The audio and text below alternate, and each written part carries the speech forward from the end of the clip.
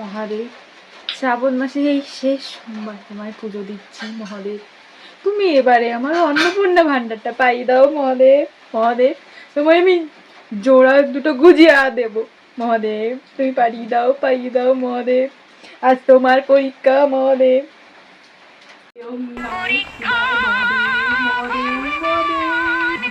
আজ তোমার পরীক্ষা, অন্নপূর্ণা পাইয়ে দাও মহাদেব।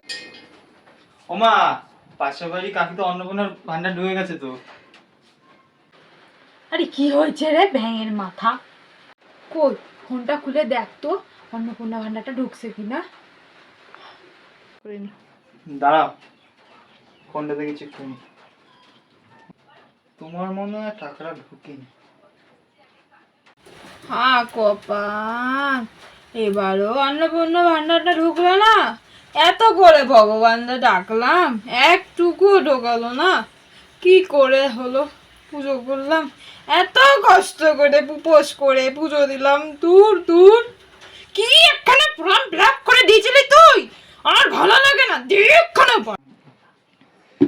সবার ফর্ম ফিল আপ করে দিচ্ছি, তোমার হচ্ছে না। সারাক্ষণ খুব মনে করে ফেলা হয় তো, তাই ঢুকবে না কেন? ঠাকুরও দেবে না। खत्म।